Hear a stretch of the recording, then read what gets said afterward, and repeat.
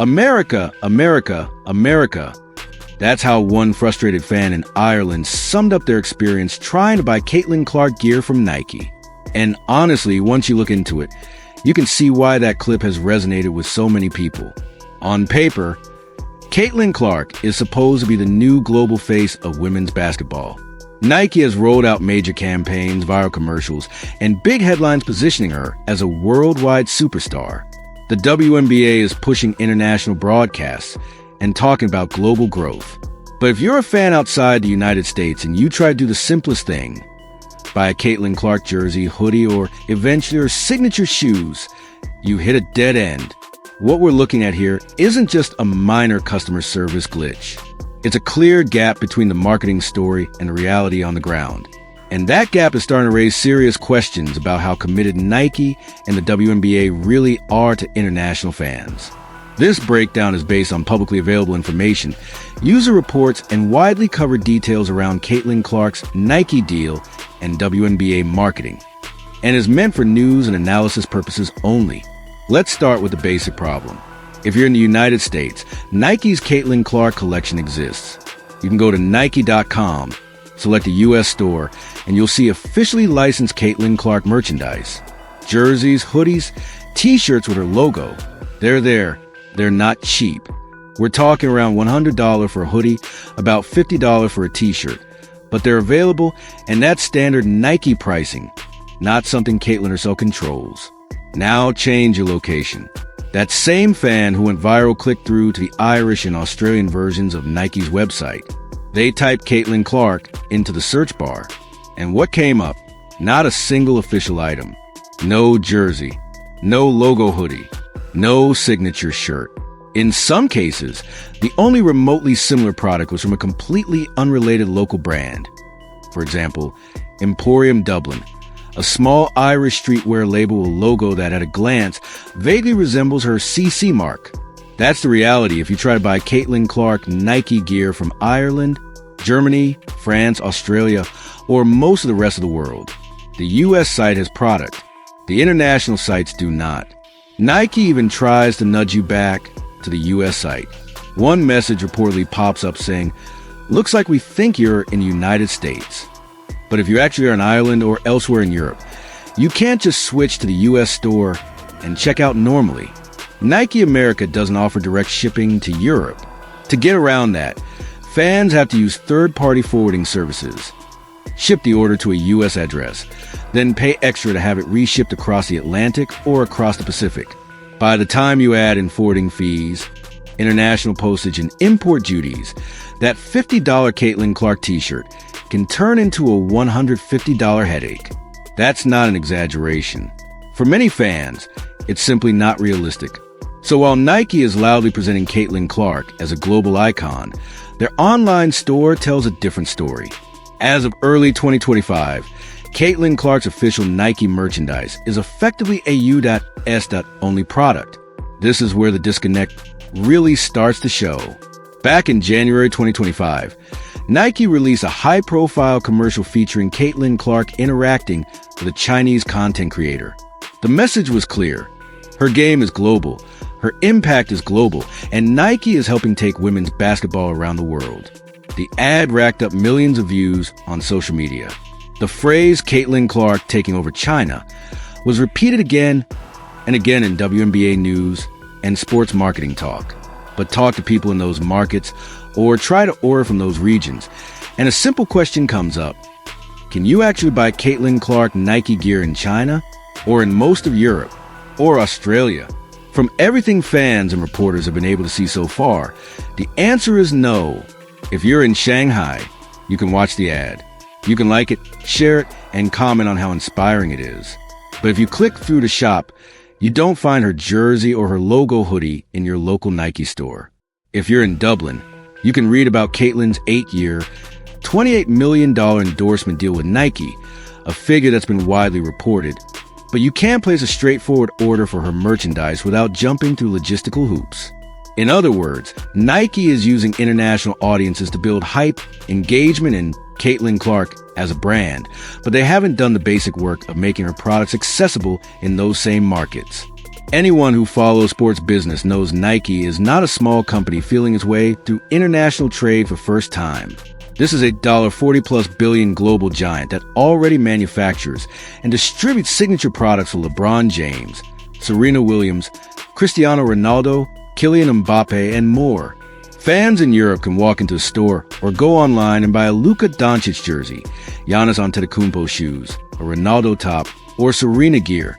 So this is not about Nike lacking the know-how. They have deep experience building global distribution networks, navigating import duties, and managing stock in multiple regions. If they decided tomorrow that Caitlin Clark jerseys should be sold in London, Paris, Berlin, and Tokyo, those jerseys would appear. What we're seeing looks less like a technical limitation and more like a deliberate business strategy. From a corporate standpoint, the logic is easy to guess. The US is where Caitlin Clark's primary fan base is, at least for now. The WNBA is America-based. Her college fame came from the University of Iowa. The league's biggest television deals are in the US.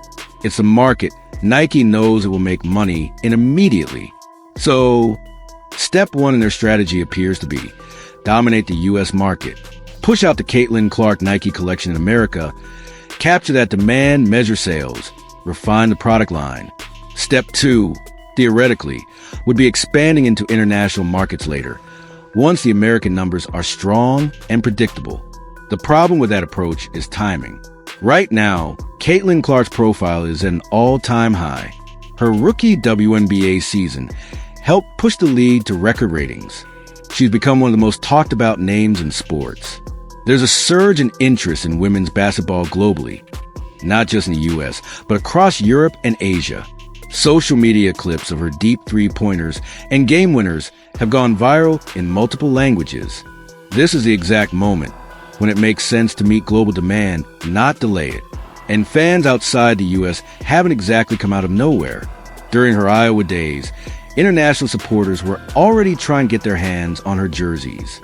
Many turned to unofficial sites and knockoffs because there was no legitimate option for shipping licensed gear overseas. That demand was visible in real time. In theory, when Nike signed her in December 2024, part of the rationale would have been to formalize and monetize that interest. Instead, 3 months after that landmark deal was announced, the picture looks surprisingly similar to the pre-Nike era from an international perspective.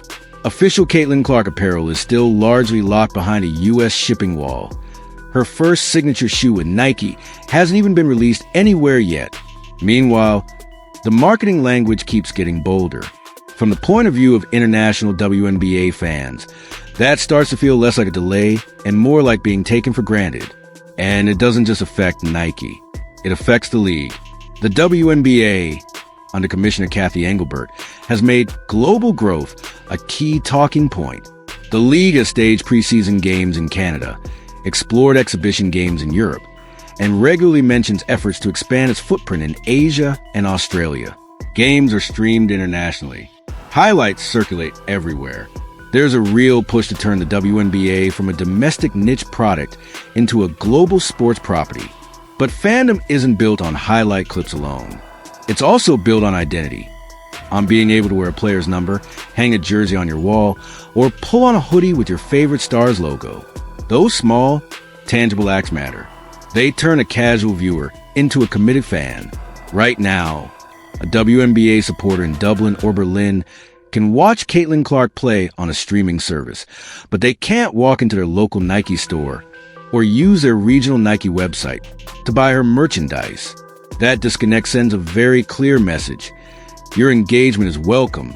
Your money is not a priority. Contrast that with the NBA's approach. Fans in Slovenia can buy a Luka jersey without much difficulty. In Greece, Giannis apparel is readily available. Cameroonian fans can order Joel Embiid merchandise. The NBA understood a long time ago that if you want to build a global brand, you have to offer global access. For the WNBA and its commercial partners, including Nike, this is a crucial lesson that hasn't fully been put into practice yet. Now, to be fair, there are real logistical complications in expanding into every market quickly. Manufacturing apparel within Europe, rather than importing from the US, can reduce duties, but requires local capacity. Different regions have different regulatory requirements on textiles and consumer goods. Currency fluctuations, shipping delays, and inventory risk are all factors. But again, these are the kinds of issues Nike deals with every single day for other athletes and other lines. They are not new problems. For a company of this size, they are manageable when the will is there. Right now, the perception among many overseas fans is that the will simply isn't there yet. Instead, those fans are left with three choices. They can ignore the merchandise entirely and remain gear-less supporters, pay inflated prices for knockoffs and unlicensed products that don't support the player or the league, or go through complex, expensive forwarding routes to import official Nike Caitlin Clark products from the United States at double or triple the retail price. None of those options is healthy for long-term brand loyalty. There's another angle to this as well. Caitlin Clark isn't the only WNBA star with signature products on the market. Sabrina Ionescu and Aya Wilson already have Nike shoes. Fans in Europe have reported that even those can be hit or miss to find in local stores or regional Nike sites. So this isn't just about one player. It raises broader questions about how seriously major sportswear brands are taking the global women's basketball market overall. At the same time, social chatter and fan reports keep highlighting the same irony.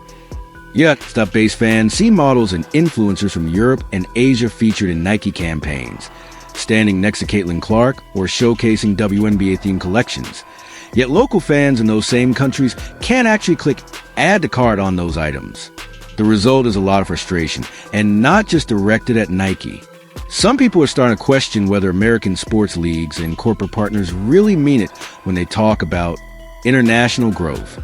Time and again, we hear ambitious speeches about how the game is universal, how basketball transcends borders, how leagues want to reach every young girl who dreams of playing at the highest level. But when it comes to concrete steps like stocking jerseys in foreign stores or making it easy to buy a hoodie online from outside the US, the follow-through often lags badly behind the rhetoric. For viewers watching this from outside America, the message they receive is mixed at best. On one hand, they're told they're part of a global community of fans. On the other, basic access to merchandise suggests they're an afterthought. And make no mistake, fans notice. They notice when they're counted in viewership stats and engagement metrics, but not considered in product launches. They notice when they're good enough to like and share a Nike commercial, but not important enough to warrant a local stock of the items in that same commercial. Over time, that breeds cynicism rather than loyalty. So, where does this leave Nike, Caitlin Clark, and the WNBA? Ultimately, it comes down to a choice for Nike. If the company truly wants Caitlin Clark to be a global brand, not just in marketing language, but in reality, then it has to invest in the infrastructure that makes that possible. That means expanding Caitlin Clark Nike merchandise beyond the US store. It means absorbing some of the upfront cost and complexity of building reliable distribution in Europe, Asia, and other key markets. It means treating a fan in Shanghai, Dublin, or Sydney with the same basic respect as a fan in Indianapolis or New York. The alternative is to admit that, at least for now, the global icon narrative is more slogan than substance.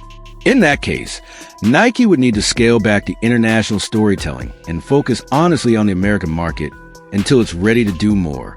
What doesn't work, and what is causing growing backlash among overseas fans, is the current middle ground. Sweeping global campaigns, high-production ads set in foreign cities, bold declarations about worldwide superstardom, combined with almost no practical access to the products that underpin that brand. For Caitlin Clark herself, this is largely out of her hands. She signs with Nike. She fulfills her promotional commitments, and she relies on the company to execute on its promises. Most fans understand that. Their frustration is directed less at her and more at the corporate strategy around her. For the WNBA, this should be a wake-up call. If the league is serious about international expansion, it needs to be having very direct conversations with its partners about global merchandise. Broadcasting games is only half the equation. The other half is giving fans ways to express their support in everyday life, something the NBA understood a long time ago. The next 12 to 18 months will be critical.